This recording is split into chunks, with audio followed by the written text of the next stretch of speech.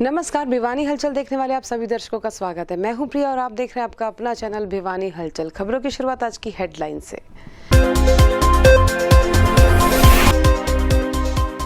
जिले में मंगलवार को 3 कोरोना पॉजिटिव हुए ठीक, एक्टिव केसों की संख्या 85।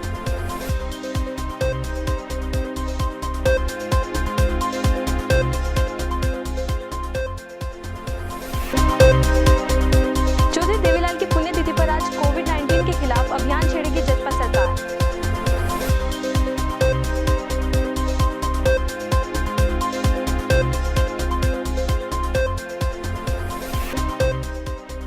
भारतीय जनता पार्टी कार्यालय में मनाया गया भारतीय जनता पार्टी का स्थापना दिवस। स्थापना दिवस पर नेताओं व कार्यकर्ताओं को दी गई बधाइयां।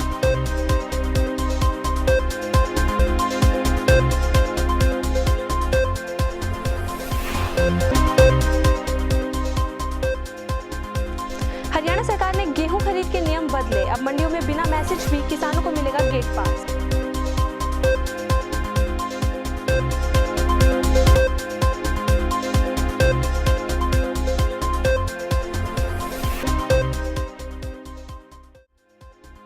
रेडक्रॉस भवन में किया गया रक्तदान शिविर का आयोजन।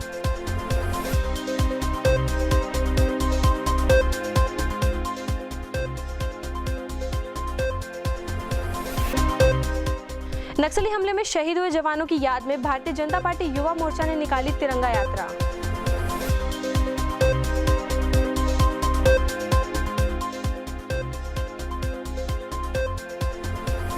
और अब खबरें विस्तार से। जिले में मंगलवार दोपहर तक 4 नए कोरोना पॉजिटिव मामले सामने आए, वहीं 3 कोरोना पॉजिटिव ठीक भी हुए। ताज़ा आंकड़ों के अनुसार जिले में कोरोना पॉजिटिव के 85 एक्टिव केसेस हो चुके हैं। हालांकि वैक्सीनेशन का कार्य लगातार जारी है, फिर भी स्वास्थ्य विभाग ने आम जन से कोरोना के प्रति लापरवाही न बरतने की सलाह दी है। मंगलवार को भिवानी जिले में जहां एक और कोरोना पॉजिटिव के 4 नए केस सामने आए, वहीं 3 कोरोना पॉजिटिव केस ठीक भी हुए। आपको बता दें कि अब तक जिले में कुल 6505 कोरोना पॉजिटिव हो चुके हैं, जिसमें से 6273 ठीक भी हो चुके हैं तथा अब जिले में कोरोना के 85 एक्टिव केस हैं। यह कहना था सिविल सर्जन डॉक्टर सपना गहलावत का। वहीं उन्होंने जिलेवासियों से अपने स्वास्थ्य का पूरा ध्यान रखने की अपील करते हुए कहा कि अगर किसी भी व्यक्ति को खांसी, जुकाम या बुखार जैसी समस्या उत्पन्न होती है तो वे तुरंत डॉक्टर से संपर्क करके अपनी जांच अवश्य करवाएं। मुंह पर मास्क का प्रयोग करें, वे बार-बार अपने हाथों को अवश्य धोएं। चौधरी देवीलाल की 21वीं पुण्यतिथि जेजेपी कार्यकर्ताओं द्वारा शहर में मनाई गई। इस दौरान राजपूत धर्मशाला में कोविड टीकाकरण अभियान का आगाज किया गया और साथ ही कोरोना के खिलाफ प्रशासन का सहयोग कर जनसंपर्क अभियान चलाकर टीकाकरण के लिए लोगों को प्रेरित करने की घोषणा भी की गई। 6 अप्रैल को चौधरी देवीलाल जी की 21वीं पुण्यतिथि के अवसर पर जेजेपी कोरोना के खिलाफ अभियान में शासन प्रशासन के सहयोग के लिए मैदान में उतरेंगी। उक्त जानकारी देते हुए जेजेपी के जिला प्रधान विजय सिंह गोठरा ने बताया कि इन दिनों दोबारा से कोरोना का प्रकोप बढ़ रहा है, जिसे देखते हुए जननायक जनता पार्टी ने यह निर्णय लिया है कि जिस तरह से हर बार चौधरी देवीलाल जी का जन्मदिन और पुण्यतिथि को सामाजिक कार्य कर मनाया जाता है, उसी प्रकार 6 अप्रैल को कोविड के खिलाफ अभियान की शुरुआत कर मनाया जाएगा। इस अवसर पर राजपूत धर्मशाला में 1 दिवसीय कोरोना वैक्सीन के टीके लगवाए जाएंगे और उसके बाद आवश्यकता अनुसार इस अभियान को पूरे जिले में चलाया जाएगा तथा आपको बता दें कि इसके लिए सभी जरूरी प्रबंध भी पूरे कर लिए गए हैं। इसी क्रम में आज चौधरी देवीलाल जी की पुण्यतिथि पर कोविड टीकाकरण का अभियान शुरू किया गया है। देवीलाल जी की पुण्यतिथि पे आज जननायक जनता पार्टी की ओर से वैक्सीनेशन कैंप राजपूत धर्मशाला में लगाया जा रहा है और अभी आप देखते हैं कि बहुत से पेशेंट हैं जो अभी रजिस्टर हो चुके हैं और रजिस्ट्रेशन जारी है। ये कैंप 10 बजे सुबह से लेकर दोपहर 2 बजे तक चलेगा और ये हमारी पार्टी ने एक अच्छा काम किया है। इससे एक तो जागरूकता फैलेगी ताकि लोग अपना बीमारी से बचाव कर सकें और इसके साथ साथ ये लोगों का जो फ़ायदा होगा और सब फ्री में ये लगाया जा रहा है कि प्राइवेट लगवाते हैं तो वैसे 250 रुपये का गवर्नमेंट ने रेट फिक्स किया हुआ है। पेशेंट के पैसे भी बचेंगे और पेशेंट को जागरूकता भी होगी। और 6 अप्रैल 1980 को बनी भारतीय जनता पार्टी का स्थापना दिवस आज हर्षोल्लास के साथ नगर में विभिन्न स्थानों पर मनाया गया। इस दौरान जहां सांसद धर्मवीर सिंह ने पार्टी कार्यालय के समक्ष ध्वजारोहण कर बधाई दी, वहीं नगर विधायक घनश्याम सर्राफ ने भी अपने निजी कार्यालय पर लड्डू बांटकर खुशी मनाई। तो शाम बाईपास भारतीय जनता पार्टी के कार्यालय में कार्यक्रम का आयोजन भी किया गया। आपको बता दें कि पार्टी की स्थापना 6 अप्रैल 1980 को की गई थी तथा आज भारतीय जनता पार्टी दुनिया में सबसे बड़ी पार्टी बनकर उभरी है, जिसका सारा श्रेय भारतीय जनता पार्टी के शीर्ष नेताओं व पार्टी के प्रत्येक कार्यकर्ताओं को जाता है। वहीं कार्यक्रम में भिवानी महेंद्रगढ़ लोकसभा सांसद चौधरी धर्मवीर सिंह भी उपस्थित रहे। आज से 41 साल पहले और आज ये 42वां स्थापना दिवस है बीजेपी का। इतने थोड़े समय के अंदर राष्ट्रीय अध्यक्ष आदरणीय नरेंद्र मोदी जी, नड्डा साहब, अमित शाह जी और सारी टीम बहुत ही ज़्यादा बधाई के पात्र हैं, जिनकी वजह से 41 साल के अंदर ये भारतीय जनता पार्टी का संगठन दुनिया का सबसे बड़ी पार्टी संगठन कार्यकर्ताओं की वजह से बनी है। इसलिए आज हम सब न केवल भिवानी में बल्कि देश के अलग अलग हर डिस्ट्रिक्ट हेडक्वार्टर पर स्थापना दिवस बड़े हर्ष और उल्लास के साथ मना रहे हैं। वहीं दूसरी ओर भाजपा पार्टी के स्थापना दिवस पर पूर्व मंत्री व विधायक घनश्याम सराफ द्वारा अपने निजी कार्यालय व निवास स्थान पर कार्यकर्ताओं द्वारा पार्टी का झंडा फहराकर व लड्डू बांटकर खुशी मनाई गई। 6 अप्रैल 1980 को भारतीय जनता पार्टी की स्थापना हुई थी, जिसके राष्ट्रीय अध्यक्ष माननीय श्री अटल बिहारी वाजपेयी जी थे। और वो जब से लेकर आज तक जो 2 सीटों से हमारी जीत शुरू हुई, आज वो बढ़ के 300 कुछ सीटें हमारे पास हैं, 303 सीटें। और इस प्रकार से भारतीय जनता पार्टी का ग्राफ उत्तरोत्तर चुनाव में बढ़ता चला गया और 3 बार अटल बिहारी वाजपेयी जी की सरकार बनी और सेकंड टाइम ये नरेंद्र मोदी जी की सरकार केंद्र में आई है। और प्रदेश में भी हम 2 सीटें 2005 में 2 सीटें हमारे पास थी और उसके बाद 2009 में 4 सीटें आई और 14 में पूर्ण बहुमत की सरकार बनी और अब की बार भी माननीय मनोहर लाल जी की सरकार बनी है। तो ये सब भारतीय जनता पार्टी दर्शाती है कि हम 2 से भी नहीं घबराते और 100 से भी हम पीछे नहीं हैं। तो हर प्रकार से भारतीय जनता पार्टी प्रत्येक कार्यकर्ता को साथ लेकर और जिस दिन चुनाव खत्म होता है उसके बाद से पार्टी अपना चुनाव का एजेंडा, अगले चुनाव का वो लेकर चलती है और उसी के आधार पे पार्टी उत्तरोत्तर सफलता हासिल कर रही है। बिजली के टावर लगाने की एवज में तय की गई रकम न मिलने के चलते आज 5 गांव के ग्रामीण जिला उपायुक्त कार्यालय पहुंचे। इन लोगों ने तय राशि में से कुछ भी न मिलने की बात कहते हुए दोबारा टावर न लगने देने की बात कही और मामले को सुलझाने की अपील जिला उपायुक्त से की। मंगलवार को गांव निमड़ी के किसानों के साथ साथ अन्य 4 गांवों के किसान अपनी मांग को लेकर उपायुक्त कार्यालय पहुंचे। वहीं जब इस बारे में किसानों से बातचीत की गई तो उन्होंने बताया कि कंपनी द्वारा 2015 में हमारी जमीनों पर बिजली के टावर लगाने का मुआवजा 4.5 लाख देना तय हुआ था, लेकिन अभी तक कंपनी द्वारा किसानों को फूटी कोड़ी तक नहीं दी गई है तथा अब कंपनी दोबारा खेतों में जबरदस्ती टावर लगाने जा रही है, जो कि बिल्कुल होने नहीं दिया जाएगा। उन्होंने मुआवजे के तौर पर रोड वाली जमीन के 15 लाख रुपए तथा अन्य जमीन के 10 लाख रुपए मुआवजे की मांग की है। वहीं प्रतापगढ़ व निमड़ी के सरपंच ने बताया कि बिजली यंत्रों द्वारा खेतों को बहुत नुकसान हो रहा है। इस अवसर पर डीसी साहब ने किसानों को कंपनी व उनके बीच मीटिंग कराने का वादा भी किया। हमने सब ने ज्ञापन इसलिए दिया है जो पलादगढ़, नीमड़ीवाड़ी, धिराना, रूपगढ़ आदि गांव में जो खंबे बड़े बड़े टावर जो गाड़े जा रहे हैं बिजली के, जो एक पोल 70 बाई 70 में गड़ता है, जिससे कि किसानों की खेती का नाश हो गया और वो किसान ना तो घर बना सकते उसके बाद में, ना ही किसान उसके बाद में जो है वो बना सकते वहाँ पर कोई अपनी दुकान, ना खेती का लायक जमीन रही। उनके बारे में आज हमने ये किसानों ने सब ने मिलकर के डीसी को ज्ञापन दिया है ताकि किस वजह से ये जो मामला है ये टावरों का है। ये 2015 में लिखित में फैसला हुआ था, कमिश्नर आए थे इधर से और लिखित में जमींदार को ये आश्वासन दिया गया था लिखित में रोड के साथ 5 लाख रुपये और दूर है तो 4.5 लाख रुपये। वो उसको भूल करके पावर ग्रेड वालों ने सरकार का सहारा ले लिया और सरकार से मिल करके बगैर जमींदार के इजाजत के खेत में जाके खंबा शुरू कर देते हैं और पुलिस साथ ले जाते हैं।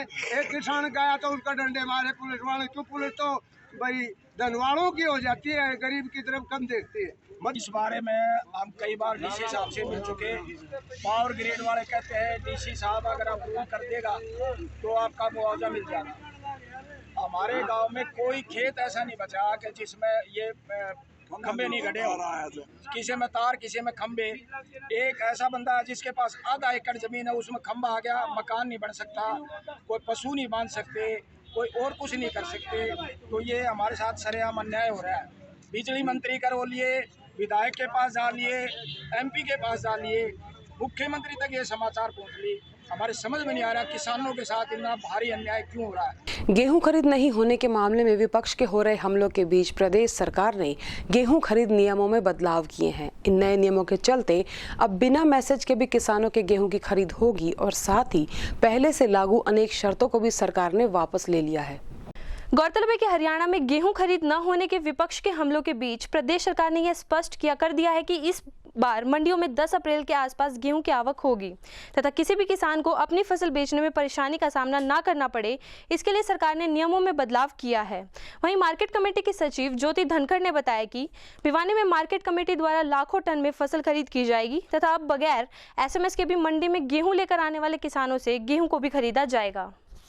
गेहूं की मार्केट कमेटी भिवानी में जितने सेंटर्स आते हैं उनमें लगभग 9,000 कुंटल की अराइवल अभी तक हो चुकी है और किसानों को जो पहले शेड्यूल के अनुसार लाना था ऐसी कोई प्रतिबद्धता नहीं है। अगर किसान कोई भी, चाहे उसका शेड्यूल में नाम हो या ना हो, वो अपनी फसल ला सकता है। उसका उसी वक्त गेट पास जारी किया जाएगा, उसमें कोई शेड्यूल की किसानों का सबसे बड़ा फ़ायदा इसमें ये है कि जैसे शेड्यूल में किसी का नाम हो गया और उस वक्त किसान की फसल या तो तैयार नहीं है या उसकी पहले उस शेड्यूल से पहले उसने अपना फसल निकलवा ली, तो इसका सबसे बड़ा फ़ायदा ये है कि जब भी किसान अपनी फसल काट के मंडी में लाए उसी वक्त वो अपनी मंडी में ला सकता है। उसकी सरकारी रेट पे फिर खरीद की जाएगी और गेट पास जारी कर दिया जाएगा। किसानों का सबसे बड़ा फ़ायदा इसमें ये है कि जैसे शेड्यूल में किसी का नाम हो गया और उस वक्त किसान की फसल या तो तैयार नहीं है या उसकी पहले उस शेड्यूल से पहले उसने अपना फसल निकलवा ली, तो इसका सबसे बड़ा फ़ायदा ये है कि जब भी किसान अपनी फसल काट के मंडी में लाए उसी वक्त वो अपनी मंडी में ला सकता है। उसकी सरकारी रेट पे फिर खरीद की जाएगी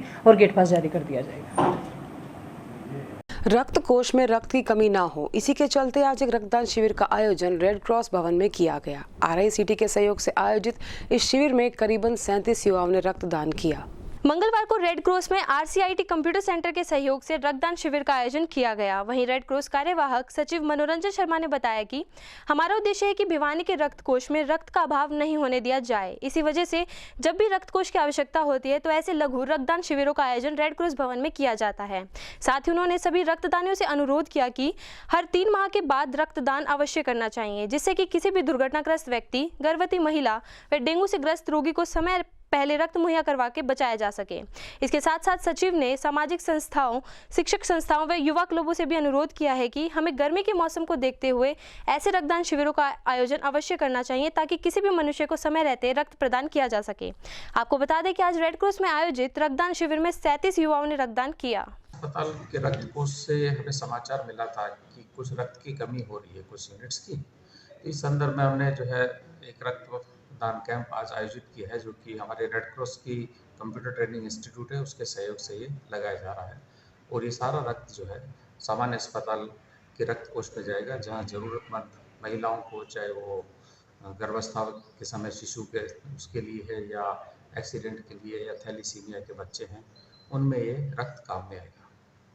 और रक्त एक ऐसी चीज़ है क्योंकि इसका कहीं पर दूसरा कोई विकल्प है नहीं कि, और मनुष्य का रक्त ही मनुष्य के काम आता है। इसलिए हमें ज़्यादा से ज़्यादा छोटे छोटे इंटरवल्स पे छोटे छोटे कैंप स्वैच्छिक रक्तदान के लगाने चाहिए ताकि स्वस्थ रक्त सबको प्राप्त हो सकता है।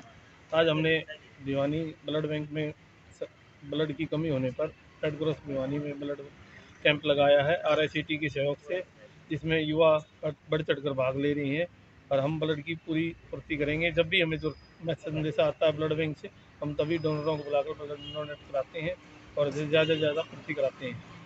40 से 50 यूनिट डोनेट करवाना है, इनको आवश्यकता है। सबसे ज़्यादा B positive, A positive, A B positive. Bhajpa Yuva Morcha के जिला अध्यक्ष के नेतृत्व में आज भाजपा युवा मोर्चा ने तिरंगा यात्रा निकाली। बीजापुर में नक्सली हमले में शहीद जवानों की याद में मोर्चा ने तिरंगा यात्रा निकालकर स्थानीय नेहरू पार्क स्थित शहीदी स्थल पर उन्हें श्रद्धांजलि भी अर्पित। छत्तीसगढ़ के बीजापुर में नक्सली हमले में शहीद हुए जवानों की याद में भारतीय जनता पार्टी युवा मोर्चा ने तिरंगा यात्रा निकाल स्थानीय नेहरू पार्क स्थित शहीदी स्थल पर उन्हें श्रद्धांजलि अर्पित की। कार्यक्रम की अध्यक्षता भाजपा युवा मोर्चा जिला अध्यक्ष राहुल मुंडाल ने की। की। वहीं कार्यक्रम में मुख्य रूप से उपस्थित भाजपा नेताओं ने छत्तीसगढ़ में शहीद हुए बलिदानों को नमन करते हुए कहा कि देश की सेवा में शहीद हुए जवानों को कभी भुलाया नहीं जा सकता और पूरा देश इन जवानों का ऋणी रहेगा तथा शहीदों के परिजनों के प्रति गहरी संवेदनाएं व्यक्त करते हुए भगवान से प्रार्थना की गई कि वह शहीदों की आत्माओं को अपने चरणों में स्थान दे और परिवार को यह दुख सहन करने की शक्ति प्रदान करे। वह हमले में घायल हुए जवानों के शीघ्र स्वस्थ होने की कामना भी की गई। आज भारतीय जनता पार्टी युवा मोर्चा ने ये प्रोग्राम ऑर्गेनाइज किया है। ये पैदल यात्रा नेकीराम शर्मा लाइब्रेरी से शहीदी स्मारक तक भाई राहुल मुंडाड़ और उसकी टीम द्वारा आयोजित की गई है। ये जो बीजापुर में इतना बड़ा नरसंहार हुआ और इतने हमारे शहीद हुए, उनको सम्मान देने के लिए भारतीय जनता पार्टी युवा टीम ने ये उनके सम्मान में ये प्रोग्राम आयोजित किया है। हम सभी उन शहीदों को नमन करते हैं और उसमें भारतीय जनता पार्टी का एक एक साथी, एक एक कार्यकर्ता इस घड़ी में उनके साथ है। शहर के डाबर कॉलोनी निवासी आज जिला उपायुक्त कार्यालय पहुंचे। क्षेत्रवासियों ने क्षेत्र में मूलभूत सुविधाओं की कमी बताते हुए क्षेत्र में पानी की कमी को तुरंत प्रभाव से दूर कराने की मांग जिला उपायुक्त से की। मंगलवार को डाबर कॉलोनी वासियों द्वारा पिछले काफी सालों से कॉलोनी में मूलभूत सुविधाएं उपलब्ध न होने को लेकर लघु सचिवालय के सामने रोष प्रकट कर डीसी को अपनी मांगों का ज्ञापन सौंपा गया। वहीं कॉलोनी वासियों ने बताया कि पिछले 15 सालों से ये लोग पानी, सीवर तथा सड़क की सुविधाओं से वंचित हैं तथा कॉलोनी में मूलभूत सुविधाओं की कमी की वजह से उन्हें अनेकों परेशानियों का सामना भी करना पड़ता है। वह बारिश के दिनों में तो लोगों का अपने घरों से निकलना भी दुर्भर हो जाता है।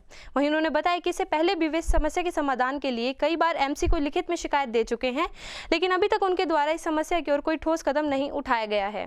इसी कड़ी में आज इन लोगों द्वारा अपनी कॉलोनी में उपस्थित मूलभूत सुविधाओं की कमी को दूर करने के लिए जिला उपायुक्त को मांग पत्र सौंपा गया। रहता हूँ और हमारे देखो आज तक इतनी बड़ी कॉलोनी है और वार्ड नंबर 24 हुआ करता था ये पहले, और अभी ये वार्ड बंदी में जब से हुई है तब से न तो हमारे को इस वार्ड का पता, क्यों 17 नंबर वाले कहते 18 में जाओ, 18 वाले कहते 17 में जाओ, और हमारा जो वार्ड काट दिया है इन्होंने, न ये स्पष्ट बताते। और हमारी कॉलोनी सबसे बड़ी कॉलोनी, सबसे पुरानी कॉलोनी, और जहाँ बड़ी बड़ी कोठियाँ बनी हुई है, आज तक वहाँ कोई पानी की लाइन तक नहीं दाबी किसी ने। सीवर लाइन तो 4 साल से दबी हुई है और वो चालू भी है, लेकिन पानी की लाइन आज तक नहीं दाबी। और हम लोग नीचे का पानी पीते हैं, वो पानी बिल्कुल दूषित हो चुका है। चाय फटती है, साबुन भी फटती है, तो बड़ी प्रॉब्लम होती है। हम बार बार घनश्याम जी से भी मिले तो हमारी कोई समस्या हल नहीं हुई, और कमेटी के अंदर भी गए, कोई समस्या हल नहीं हुई। कौन सी कॉलोनी से आई? डाबर कॉलोनी पूर्ण खेड़ा। क्या समस्या है? पानी की समस्या है जी, 15 साल से लाइन नहीं बिछी। कितने मकान है? 500 घर है। तो इसकी पहले शिकायत नहीं करी? शिकायत करते रहते हैं, पानी जाता नहीं, कॉलोनी अप्रूव नहीं कर रहे, न कोई सीवर न कोई रोड, कुछ भी नहीं। 9 साल बस्ती हो रही है, 15 साल से ये बस्ती चालू है यहाँ, कोई लाइन सीवर और वो आ चुका है उधर।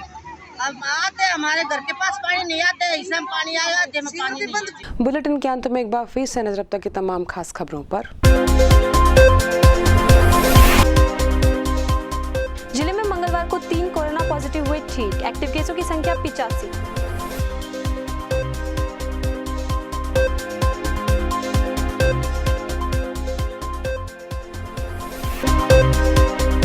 चौधरी देवीलाल की पुण्यतिथि पर आज कोविड-19 के खिलाफ अभियान छेड़ेगी जसपा सरकार।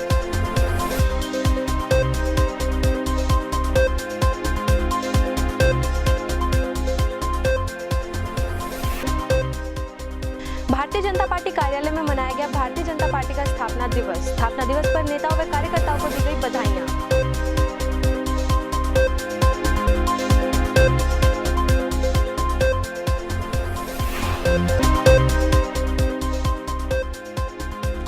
हरियाणा सरकार ने गेहूं खरीद के नियम बदले। अब मंडियों में बिना मैसेज भी किसानों को मिलेगा गेट पास।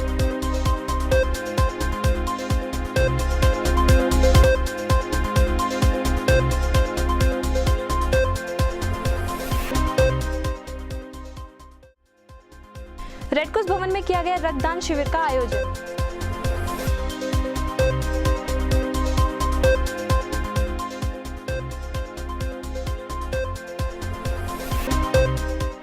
नक्सली हमले में शहीद हुए जवानों की याद में भारतीय जनता पार्टी युवा मोर्चा ने निकाली तिरंगा यात्रा।